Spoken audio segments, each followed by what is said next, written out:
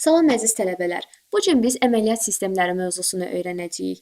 Gəlin ilk növbədə əməliyyat sistemləri nədir? Onlardan nə üçün istifadə olunur? Əməliyyat sistemlərinin əsas vəzifələri nələrdir öyrənək.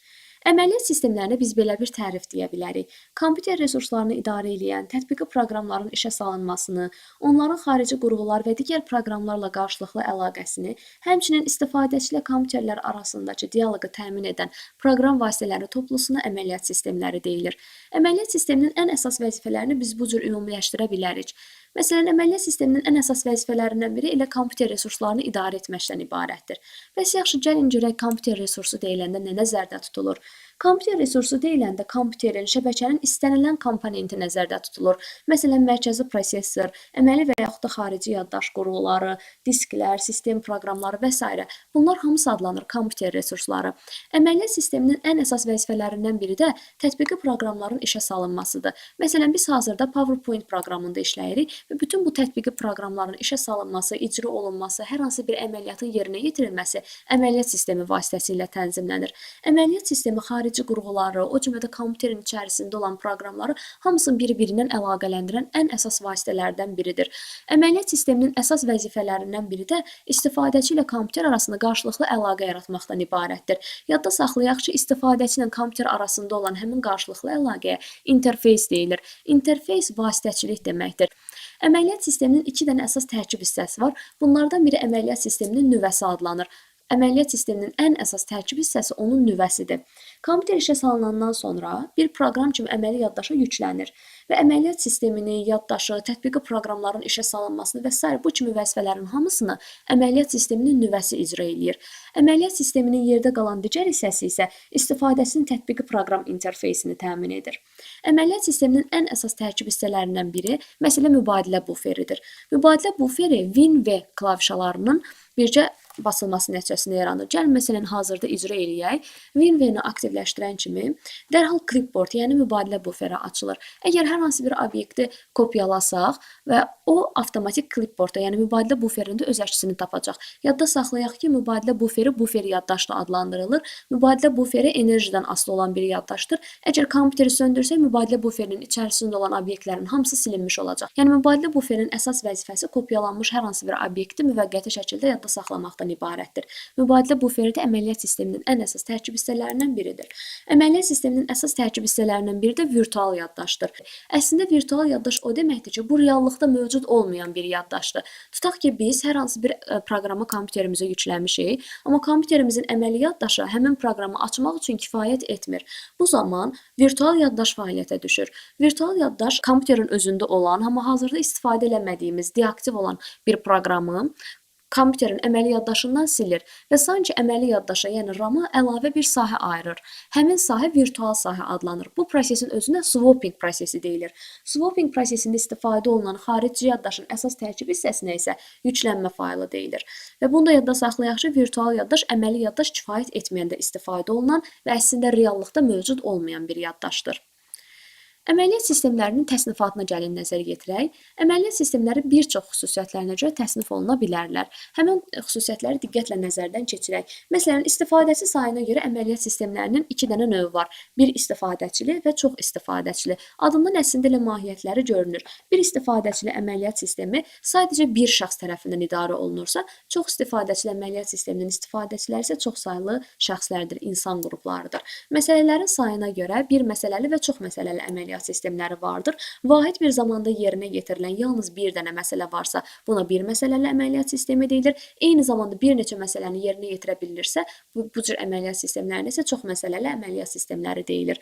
Prosesorlarının sayına görə də bir prosesorlu və çox prosesorlu əməliyyat sistemləri vardır. Prosesorun mərtəbələrinin sayına görə də 4 cür əməliyyat sistemi növü var. 8 mərtəbəli, 16, 32 və 64 mərtəbəli əməliyyat sistemləri.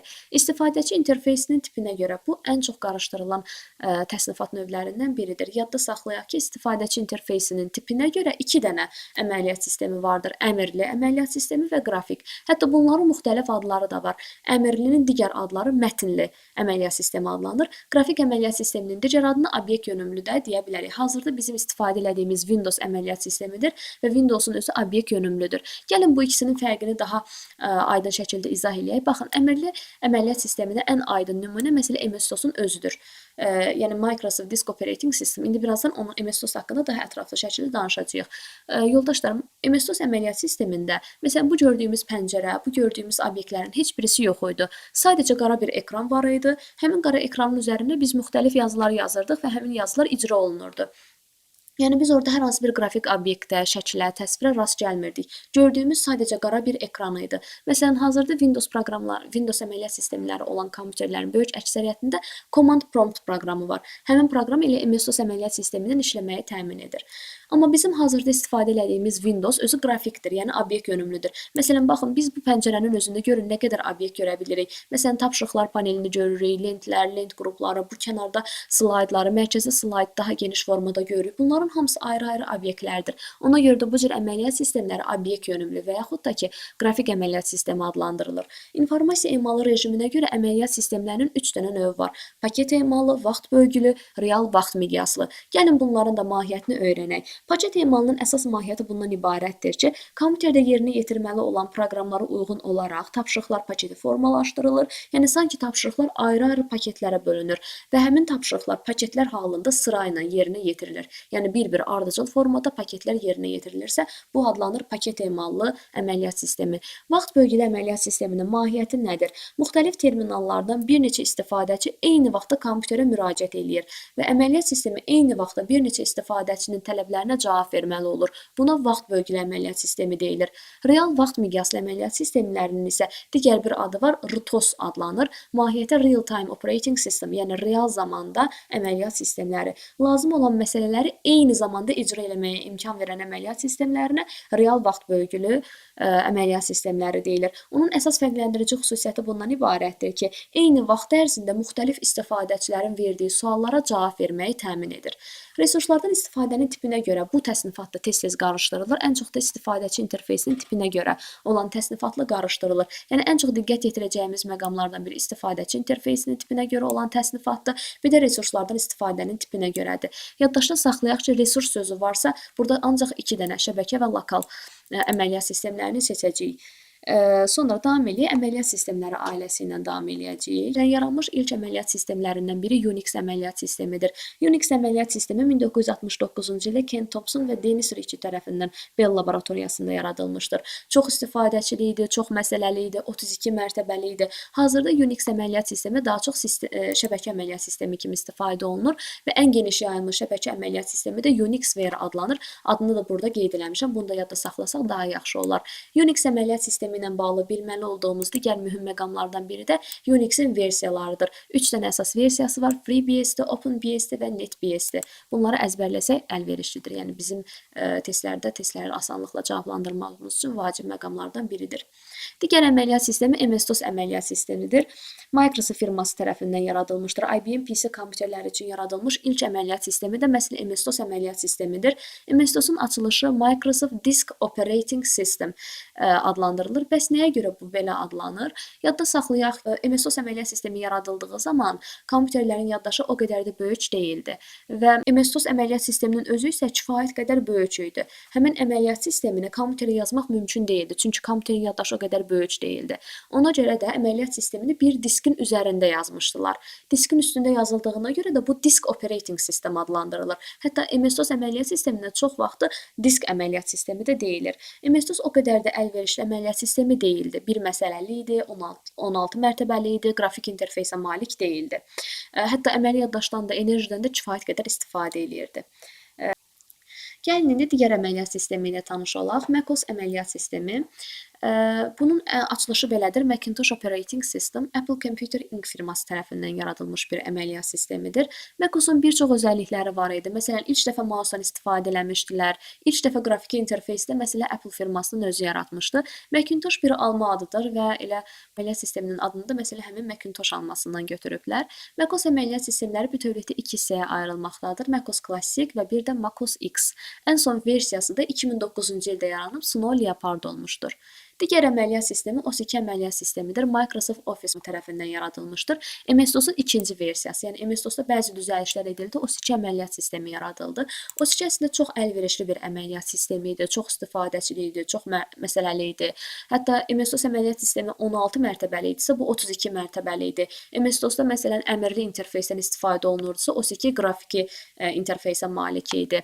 3 dənə modifikasiyası var idi. Gəlin onlarla tanış olaq. OS2 Warp 3.0 yaddaşdan istifadə və qrafik interfeys bu versiyada təkmilləşmişdi. Warp Connect var. Bu adından da görünür, şəbəkə imkanları genişləndirilmişdir. Connect əlaqələndirmək, birləşdirmək deməkdir ingilis dilində.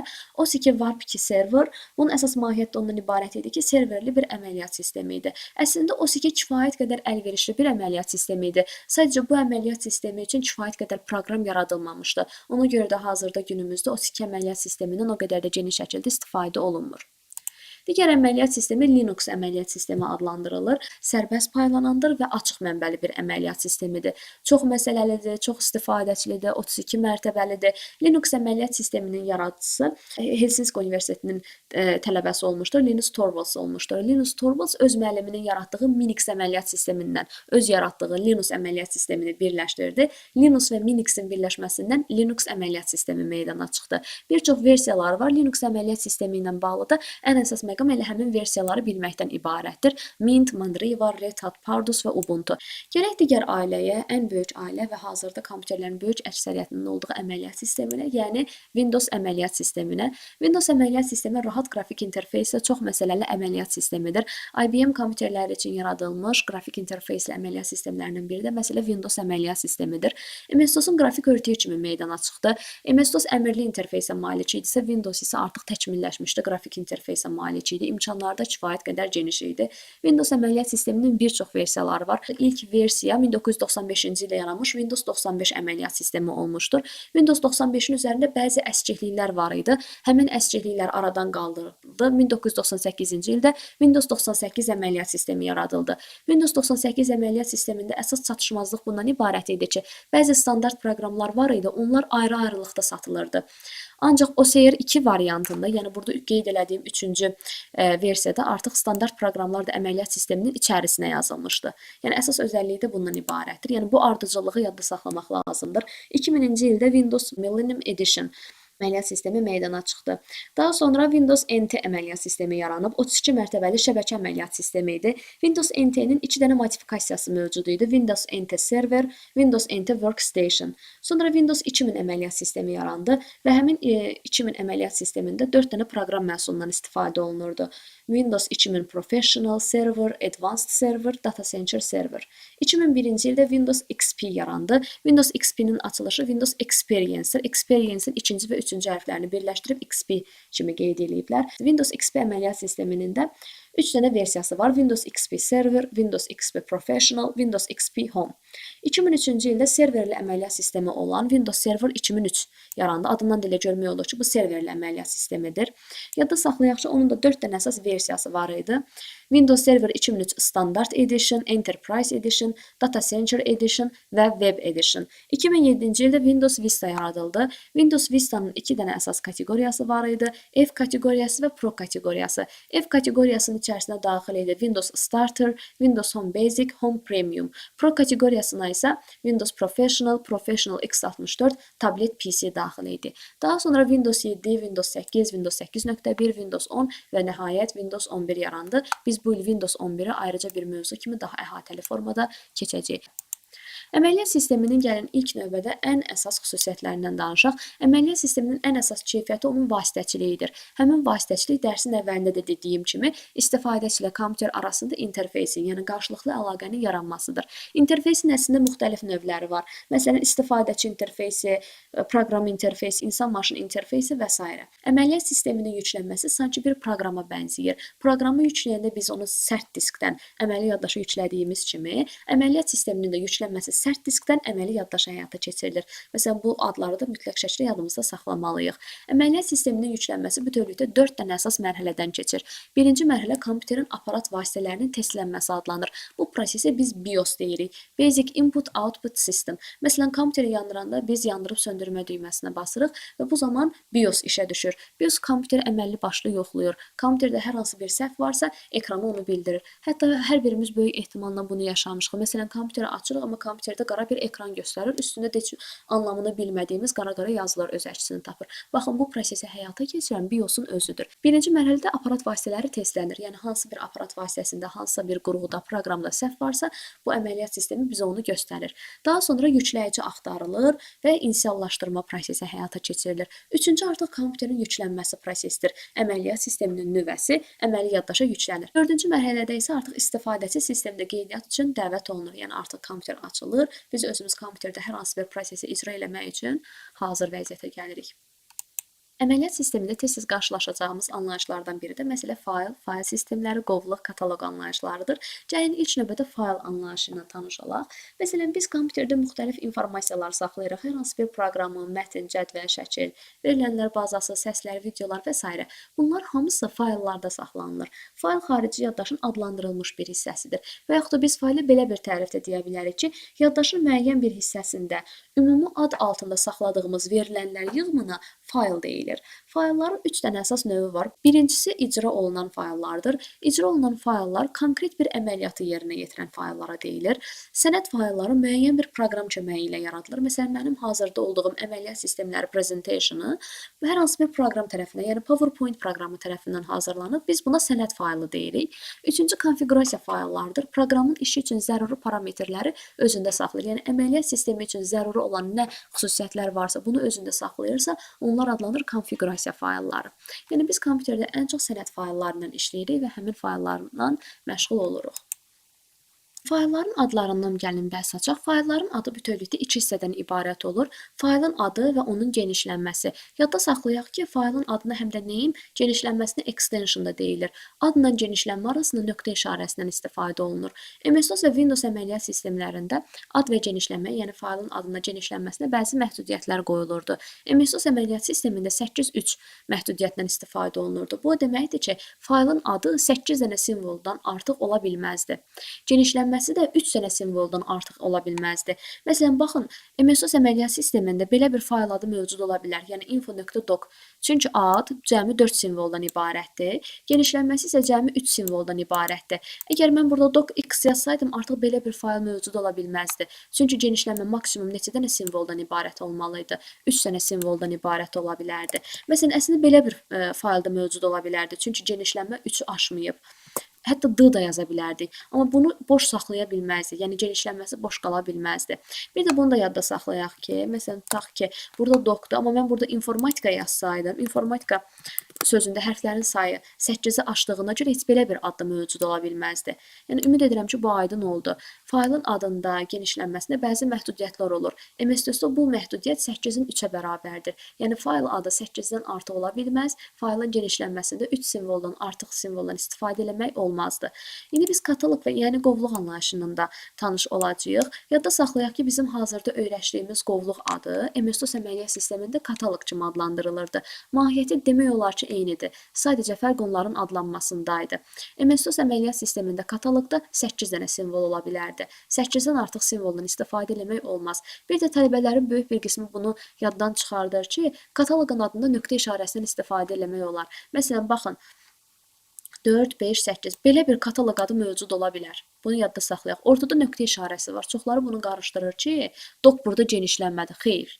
Kataloqun adında da nöqtədən istifadə etmək olar. Windows əməliyyat sisteminə gəlincə, Windows əməliyyat sistemində ad da, genişlənmə də bircə 255 simvolu aşa bilməzdi. Yəni istədiyin sayda simvolu yaz. Heç bir fərqi yoxdur. İstərsən genişlənmədə 10 dənə hərf yaz, istərsən 20 dənə, istərsən 200 dənə ad yaz. Heç bir fərqi yoxdur. Windowsda cəmi ad və genişlənmənin ümumi simvolları sayı 255-i aşmamalıdır. Başqa bir məhdudiyyət yoxdur. Faylların adına qoyulan digər məhdudiyyətlərə gəlin baxaq. Məsələn, biz faylın adında, genişlənməsində ümumiyyətlə nələrdən istifadə edə bilərik, nələrdən istifadə edə bilmərik? Gəlin bunlara baxaq. Faylları adlandıranda biz Latin qrafikasının böyük və kiçik hərflərindən istifadə edə bilirik. Bizim hazırda istifadə etdiyimiz rəqəmlər, yəni 0-dan 9-a qədər olan 0, 1, 2, 3, 4, 5, 6, 7, 8, 9 rəqəmlərindən də fayl adlarını istifadə edə bilərik. İdarə edici simvollar var. Biz kod sistemlərinin içində bunu xüsusi olaraq vurğulamışdıq ki, ASCII əməliyyat sistemində ilk 31 kod. Bunlar idarə edici simvollardır və yaxud da bunun digər adı var idi. Non-printable, yəni çap olunmayan simvollar. Həmin çap olunmayan simvollardan fayl adından istifadə etmək olmaz. Çünki kompüterə istehsal edənlər həmin ilk 31 kodla hər hansı bir qurğunu, hər hansı bir aparat vasitəsilə kodlaşdırıblar. Məsələn, printerin özünə uyğun kodu var, skanerin özünə uyğun kodu var və həmin kodlar ilk 31 koda daxildir. Ona görə də biz həmin ilk 31 koddan istifadə etsək, kompüter bizim yazdığımız fayl adını deyil, ona kodlaşdırılmış qurğunun adını başa düşəcək. Ona görə də həmin idarə edici kodlardan, simvollardan istifadə etmək olmaz. Slash, / düz xətt, ulduz, sual, böyükdür, kiçikdir və bir də qoşa dırnaq işarəsindən istifadə etmək olmaz. Yadda saxlayaq ki, tək dırnaqdan istifadə edə bilərik, amma qoşa dırnaqdan fayl adında istifadə etmək olmaz. Bir də bunu da yadda saxlayaq ki, ad və genişlənmə böyük hərflə yazılıb, kiçik hərflə yazılıb, heç bir fərqi yoxdur. Məsələn, böyük hərflərlə yazılmış master nömrə 1 adı ilə kiçik hərflərlə yazılmış master nömrə 1 adı arasında hər hansı bir fərq yoxdur. Hər ikisi eyni fayldır. Sonra fayl və qovluq adlarında bəzi adlardan yenə də istifadə etmək olmaz. Məsələn, Pierre'in printeri kodlaşdırır. Mən əvvəl də dedim ki, bəzi idarə edici simvollar var. Həmin simvollar kompüter istehsalçıları tərəfindən müəyyən bir funksiyanı, müəyyən bir vəzifəni yerinə yetirən simvollardır. Məsələn, PR-ını yazanda kompüter avtomatik printeri başa düşür. COM1-dən COM9-a qədər yazanda ardıcıl portlar başa düşülür. Biz bunu ikinci mövzuda keçmişdik. LPT 1-dən 9-a qədər paralel portlardır. CON giriş üçün klaviatura qurğusudur, çıxış üçün monitor qurğusudur. Null yadda saxlayın. 1 L ilə yazıldısa boş qurğu deməkdir. Amma 2 L ilə yazılsa fayl və qovluq adında istifadə oluna bilər. Yəni baxın, burada qeyd edeyim. Baxın, bu yazı, null yazısı 2 L ilə faylın adında da, genişlənməsində də istifadə oluna bilər. Amma 1 L ilədirsə, faylın adında istifadə etmək olmaz. AUX isə bir ardıcıl porta birləşdirilən qurğunu işarə eləməkdədir. Yəni biz faylların, qovluqların adında burada qeyd elədiyimiz adlardan, simvollardan istifadə edə bilmərik. Amma genişlənmədə istifadə edə bilərik. Yəni belə bir fayl mövcud deyil. Belə bir fayl mövcud deyil. Amma əgər biz yazsaydıq ki, Metin Pierre'in belə bir fayl mövcuddur. Yəni genişlənmədə bu adlardan istifadə edə bilərik. Amma faylın adında isə, qovluğun adında isə istifadə edə bilmərik.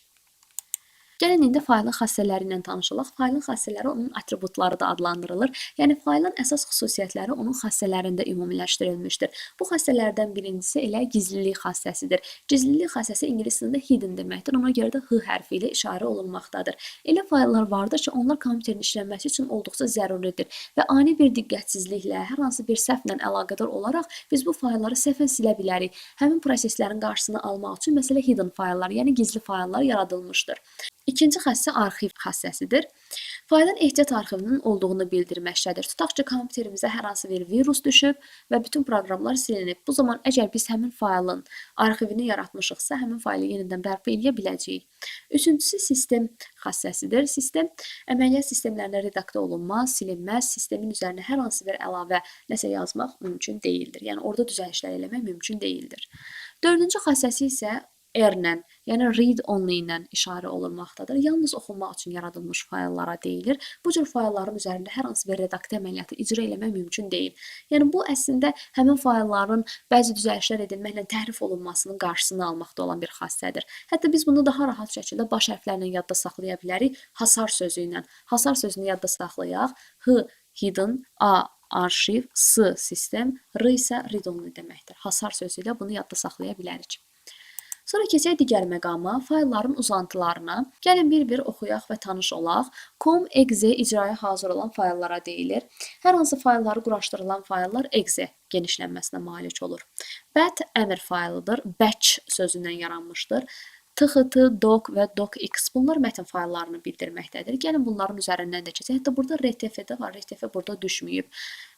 Gəlin bunlarla tanış olaq. Notepad redaktoru ilə yaradılmış fayllar TXT genişlənməsinə malik olur.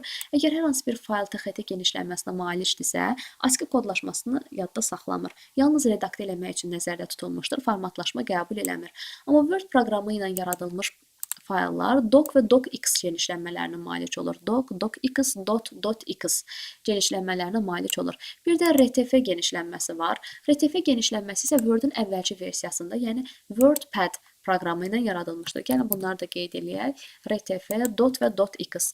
Dotla doc arasındakı gəlin fərqi də izah eləyək. Onsuz bunu biz Word proqramını keçəndə öyrənəcəyik daha ətraflı. Amma indidən deyək yadımızda qalsın. Baxın, hər hansı bir şablon fayl yaratmışıqsa, onun genişlənməsi dot formasında olur. Amma adi bir mətn fayl yaratmışıqsa, genişlənməsi doc formasında olub. Cədvəl fayllarından gəlin tanış olaq.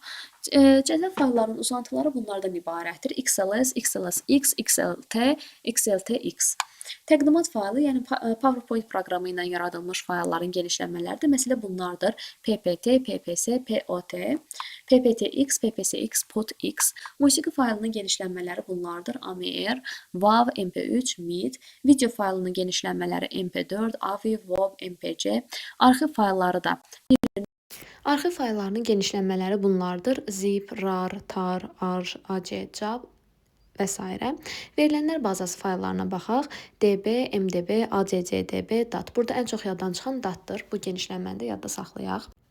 Sonra Basic dilində yazılmış faylların genişlənmələri baz, Pascal dilində yazılmış faylın genişlənməsi pasla ifadə olunur. C dilində yazılmış faylın genişlənməsidir. ASM, Assembler dilində yazılmış faylın genişlənməsidir. TMP ingilis dilində temporary sözündəndir. Müvəqqəti faylların genişlənməsinə deyilir. BAC faylın surətidir. SYS sistem sözündən yaranmışdır. Sistem faylını bildirir. Sonra kitabxana fayllarının genişlənmələrinə nəzər yetirək. Baxın, bunları sözlərlə yadda saxlasaq daha əlverişli olar. OBJ, Object, Lib, Library deməkdir. Library-nin qısalınmış formatındadır. Sonra elektron post fayllarının genişlənmələri PST, PUB, PST post deməkdir. PUB isə public sözündən yaranıb. İnternet sənədinin genişlənmələri HTML, HTML formatındadır. Kömək faylı HLP genişlənməsinə malikdir. Təsir fayllarının genişlənmələrini də nəzər yetirək. JPG, GIF, BMP, PNG, CDR Corel-Drew'nun genişlənməsidir. PSD Adobe Photoshop'un genişlənməsidir. PNG Paint proqramında susmaya görə təyin edilmiş genişlənmədir. Bunlardan qrafika mövzusunda daha ətraflı şəkildə bəhs açacağıq. Gəlin indi fayl maskaları ilə davam edək. Fayl maskaları nədir, nə üçün istifadə olunur? Faylları biz qrup şəklində axtarmaq üçün fayl maskalarından istifadə edirik və bu axtarış prosesini həyata keçirmək üçün 2 dənə fayl maskasından istifadə olunur. Ulduz və sual maskaları. Ulduz ixtiyari saytı simvolu bildirir. Hətta ulduz 0 simvolu da ifadə edə bilər. Yəni ulduzun olduğu yerdə heç bir simvol olmaya da bilər. Bir simvol, bir neçə simvol ola bilər. Amma sual işarəsi yalnız və yalnız bir dənə simvolu bildirməkdədir. Yəni əgər hər hansı bir fayl maskasında sağda, solda bir dənə sual işarəsi varsa, bu deməkdir ki, orada mütləq şəkildə bir dənə simvol yerləşir.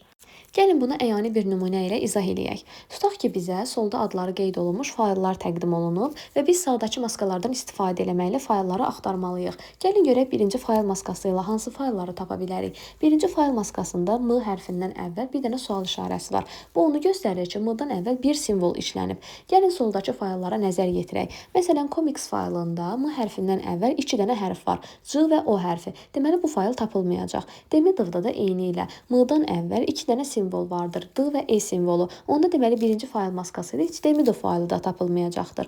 İndi gəlin üçüncüyə nəzər yetirək. M hərfindən əvvəl hər hansı bir simvol yazılmayıb. Onda deməli üçüncü fayl da tapılmayacaq. Amma yerdə qalan 4, 5, 6-cı fayllarsa tapıla bilər. Amma yenə də sona qədər baxmaq lazımdır. Gəlin fayl maskasına baxaq. MP hərfindən sonra bir dənə də sual işarəsi qoyulub. Yəni MP-dən sonra mütləq şəkildə bir simvol gəlməlidir. Amma 4-cüyə gəlin baxaq. MD yazılıb. Bu fayl bizə lazımdır. Xeyr. Deməli 4-cü faylda tapılmayacaq. 5-dən 6-ya gəlin baxaq. 5-cidə MP-dən sonra bir simvol işlənib. Bəli, doğrudur. Amma 6-cıda MP-dən sonra 2 dənə simvol işlənib. Demək ki, bu fayl birinci fayl maskası ilə tapılmayacaq. Onda belə nəticəyə gəldik ki, birinci fayl maskası ilə yalnız 5-ci fayl tapılacaqdır. Gəlin indi ulduzlu bir fayl maskası ilə də nümunə göstərək ki, o da bizə tam şəkildə aydın olsun. Məsələn, 3-cü fayl maskasına gəlin baxaq. Ulduz M-I MP sual. Birinci fayla gəlin nəzər yetirək. M-dan əvvəl 2 simvol var. Bəli, ulduza uyğun gəlir. Demidovda da 2 dənə simvol var, uyğun gəlir. Üçüncüdə M-dan əvvəl hər hansı bir simvol yoxdur. Ulduz 0 simvola da bərabər ola bilər. Ona görə 3-cü faylda hələ ki tapıla bilər. 4-cü, 5-ci, 6-cı fayllarda eyni qayda ilə tapıla bilər. İndi diqqət yetirəcəyimiz məqam genişlənmədədir. MP-dən sonra mütləq şəkildə bir simvol gəlməlidir. Birinci fayl ödəyir, ikinci fayl da ödəyir, üçüncü də ödəyir, amma dördüncü fayl ödəmir. Çünki orada MP deyil, MD-dən istifadə olunub. Beşinci fayl da ödəyir, ancaq 6-cı faylda isə MP-dən sonra 2 dənə simvol olduğuna görə isə 6-cı fayl bu şərti ödəmir. Deməli, 3-cü fayl maskasına birinci, ikinci, üçüncü və 5-ci fayl uyğun gələcəkdir. Gəlin kataloq və qovluq anlayışlarına izahat verək. Əslində kataloqda, qovluqda mahiyyət etibarilə eyni anlayışı ifadə edir. Aralarındakı tək fərq budur ki, MS-DOS əməliyyat sistemində kataloq anlayışından istifadə olunmuşdur, amma Windows əməliyyat sistemində bu termin qovluqla əvəz olunmuşdur. Mahiyyət etibarilə ikisi də eyni anlayışı bildirməkdədir. Hər ikisi diskin içərisində müəyyən meyara görə birləşmiş faylların qrupuna deyilir. Kataloq və qovluqların hər ikisinin içində keçərli olan bir qayda vardır ki, bir kataloqun içərisində eyni adlı, eyni genişlənməli 2 dənə fayl ola bilməz. Amma fərqli kataloqlarda eyni adlı, eyni genişlənməli fayllar mövcud ola bilər. Yadda saxlayaq ki, hər diskdə bir baş kataloq olur. Baş kataloq işarəsini bildirmək üçün isə slash işarəsindən istifadə olunur. Bir kataloqun içərisində başqa bir kataloq da yerləşə bilər. Həmin kataloqlara alt kataloq deyilir. Bir diskin içərisində bir neçə dənə alt kataloq yerləşə bilər. Kataloqlar ağacvari bir quruluşa malikdir, yəni iyerarxik struktura malik olur. İstifadəçinin hazırda işlədiyi qovluğa cari kataloq deyilir. Fayla gedən yolun ümumi yazılışı isə bu cürdür. Baş kataloq, daha sonra qoşa nöqtə, slash kataloq 1, slash kataloq 2 və s. Ən sonda isə faylın adı, uzantısı öz əksini tapır. Gəlin indi faylın yolu və tam yolu nədir? Bunları izah eləyək. Faylın tam yoluna faylın öz adı da daxildir. Məsələn, gəlin yazı doc faylının tam yolunu müəyyənləşdirək. İlk növbədə disklə başlayırıq. Yəni Y diski, daha sonra daxil oluruq dataya, ardınca mətn kataloquna, daha sonra tekst kataloquna və nəhayət yazı doc faylına daxil oluruq. Əgər yazı doc faylının adı da onun içərisinə daxildirsə, bu adlanır faylın tam adı. Əgər yazı docun özü daxil deyildirsə, bu adlanır faylın yolu. Məsələn, Y data mətn text yazı doc faylının yoludur. Y data mətn text yazı doc faylının tam yoludur. Faylın adı və uzantısı nədir? Gəlin bunlara baxaq. Nöqtədən solda qalan hissə adlanır faylın adı. Məsələn, Picture PSD-də faylın adı Picture-dır. Amma nöqtədən sağda qalan hissə isə faylın genişlənməsi, uzantısı və yaxud da extension da adlandırılır. Yəni PSD isə burada artıq faylın genişlənməsidir. Faylın yerləşdiyi qovluğun tam yolu və yaxud da yolu da soruşula bilər. Tam yolun içərisinə faylın yerləşdiyi qovluğun özü də daxildir. Məsələn, yazı docun yerləşdiyi qovluq text qovluğudur. Text qovluğunun tam yolu bu cürdür. Y data mətn text. Faylın yerləşdiyi qovluğun yolu deyiləndə isə Y data mətn nəzərdə tutulur. Gəldik dərsimizin ən əsas və mühüm məsələlərindən birinə, yəni klaster məsələlərinə. Klaster məsələləri nədir, nə üçün istifadə olunur? Gəlin bunlardan danışaq. Ümumiyyətlə ilk növbədə bunu bilməliyik ki, hər bir diskin iki cür strukturu var. Fiziki struktur və məntiqi struktur. Fiziki struktur deyiləndə diskin fiziki formatlaşması, yəni aşağı səviyyəli formatlaşma nəzərdə tutulur. Disk fiziki şəkildə formatlaşdırılanda 3 dənə hissəyə, sektorlara, klasterlərə və cığırlara bölünür. Bu zaman diskin ən kiçik hissəsinə sektor deyilir. Sektorlar 512 bayt və yaxud da yarım kilobayta bərabərdir. Məsələlərlə işləyəndə baytla deyil, kilobaytla işləmək daha əlverişlidir. Yəni 512 bayt əvəzinə yarım kilobayt yazsaq kifayət eləyir. Sektorlar birləşməklə klasterləri yaradır və biz hər hansı bir faylı tutaq ki, diskin içərisində yerləşdiririk. Bu zaman həmin fayl diskin içərisindəki ayrı-ayrı klasterlərdə yerləşəcək. İstənilən bir fayl diskin içərisində yazılanda bir klasterdə bir fayl prinsipi ilə yazılır. Bu o deməkdir ki, bir klasterin içərisində ancaq və ancaq bir fayl yerləşə bilər. Amma bir faylın özü bir neçə klasterdə yerləşə bilər. Gəlin bunu əyani bir şəkil üzərində, əyani bir nümunə ilə daha ətraflı şəkildə izah eləyək. Yəqin ki, gündəlik həyatda müxtəlif disklər görmüsünüz. Diskin üzərində işığa tutan zaman parlayan göy qurşağına bənzəyən müxtəlif rənglər olur və hər bir diskin üstündə müxtəlif cığırlar var. Məsələn, mən burada göstərmək daha rahatdır deyə plakların üzərinə taxılan diski təqdim eləmişəm. Həmin diskin üzərindəki cığırları yəqin ki, hər biriniz yaxınlaşdırdıqda görürsünüz. Məsələn, siz həmin diski plakın üzərində yerləşdirən zaman birinci halqaya qoyanda bir mahnını oxuyur, ikinci halqaya qoyanda fərqli bir mahnını oxuyur. Bu ona görə belə baş verir ki, diskin üzərində üzərində müəyyən bir faylı yerləşdirəndə, fayl diskin içərisində olan klasterlərə yazılır. Həmin klasterlər isə bütövlükdə bir cığır əmələ gətirir və biz həmin plakın düyməsini birinci cığıra gətirəndə bir mahnı oxuyur, ikinci cığıra gətirəndə də fərqli bir mahnı oxuyur. Yəni bunun mahiyyəti əslində diskin fiziki formatlaşdırılması ilə əlaqədardır. Bu şəkildə isə sərt diskin quruluşu daha aydın şəkildə nəzərə çarpmaqdadır. Baxın, sarı rənglə işarələnənlər ən kiçik elementlərdir, yəni sektorlardır. Əvvəl də qeyd elədiyimiz kimi bir sektor 512 bayta, yəni yarım kilobayta bərabərdir. Həmin sektorlar birləşmə ilə klasterlər əmələ gətirir, yəni yaşılla işarə olunmuş sahələr əmələ gətirirlər. Adətən klasterlər 4 kilobayta bərabər olur, amma məsələlərdə klasterlərin həcmi müxtəlif formada təqdim oluna bilər. Klasterlər birləşmə ilə isə cığırı yaradır. Cığır ümumiyyətlə bir tam dövrədir, yəni diskin üzərində yerləşən bir dənə tam dövrəyə bunun cığırı deyilir. Gəlin bunu bir əyani nümunə ilə izah edək. Tutaq ki, bir klasterin tutumu 4 kilobayta bərabərdir. 20 kilobaytlıq faylı klasterlərdə yerləşdirək. 4 kilobayt, 8 kilobayt, 12, 16 və 20 kilobayt. Deməli, 20 kilobaytlıq fayl cəmi neçə dənə klasterdə yerləşdi? 5 dənə klasterdə yerləşdi. Əslində bu bir qədər rahat idi. Çünki onsuz da 24-də tam bölünən bir ədəd idi. Gəlin indi elə bir fayl götürək ki, onun həcmi 4-də tam şəkildə bölünməsin. Məsələn, 17 kilobaytlıq faylı 4 kilobaytlıq klasterlərə dolduraq. 4, 8, 12, 16, amma 1 kilobaytımız artıq qaldı. Onu da əslində 4 kilobaytlıq klasterin içərisində yerləşdirəcəyik. Sadəcə fərq bundan ibarətdir ki, artıq 1 kilobaytın yerləşdiyi klaster tam şəkildə dolmayacaq. 4 kilobaytın sadəcə 1 kilobaytı dolacaq. 3 kilobayt isə boş qalacaq. Və biz həmin klasterin içərisinə artıq başqa bir faylı yerləşdirə bilmərik. Niyə? Çünki bir klasterdə ancaq və ancaq bir dənə fayl yerləşdirə bilərdik. Gəlin indi fayl sistemlərindən bəhs açaq. Faylların ünvanları diskdə xüsusi bir sahədə, yəni diskin başlanğıc cığırında, FAT-da yerləşir. FAT-ın açılışı isə bu cürdür. File Allocation Table, yəni faylların saxlanma ünvanı, saxlanma cədvəli. Müxtəlif fayl sistemləri vardır. FAT12, FAT16, FAT32. Bunlardan biri də FAT16 fayl sistemidir. Bu fayl sistemində cəmi 216 dənə fayl ünvanı yerləşdirə bilərik. Hər bir fayl ünvanı isə yaddaşda 16 bit, yəni 2 bayt yer tutmaqdadır. Bu fayl sistemindən MS-DOS-da və Windows-un ilkin versiyalarında istifadə olunur. FAT16 fayl sistemində klasterin ölçüsü 512 baytdan 64 kilobayt aralığında yerləşir. Maksimum 4 GB həcmi olan disklərlə 2 GB həcmi olan fayllarla işləyə bilir. Digər fayl sistemi isə FAT32 fayl sistemidir. Bu fayl sistemində cəmi 232 fayl ünvanı yerləşdirmək olar. Hər bir fayl ünvanı isə yaddaşda 32 bit, yəni 4 bayt yer tutmaqdadır. Burada da klasterin ölçüsü eynidir. Yarım kilobayt ilə 64 kilobayt aralığında dəyişir. Maksimum 8 terabayt həcmli disklərlə 4 GB həcmi olan fayllarla işləyə bilir. Digəri NTFS fayl sistemidir. Açılışı New File Technology System adlandırılır. FAT-la müqayisədə daha etibarlıdır, daha uyuşqandır, eyni zamanda yüksək sürətlidir. NTFS fayl sistemində bir klasterin həcmi default rejimdə, yəni susmaya görə 4 kilobayt seçilmişdir. Və bu 256 terabayt ölçülü disklərlə 16 terabayt ölçülü fayllarla işləyə bilir. NTFS-dən bir çox versiyalarda, yəni Windows NT, Windows XP, Windows 11, Windows 10 əməliyyat sistemlərində istifadə olunur. NTFS fayl sisteminin FAT16, FAT32 ilə müqayisədə bir çox üstünlükləri var. Hər bir istifadəçi recycle binlə təmin edilir. NASA sektorlar bərpa oluna bilir. Transaksiya texnologiyasından istifadə eləməklə defragmentasiya tamamilə azaldılır. Böyük həcmli fayllarla, qovluqlarla işləyə bilir. Faylların sıxılmasını, şifrələnməsini, açılmasını dəstəkləyir və s.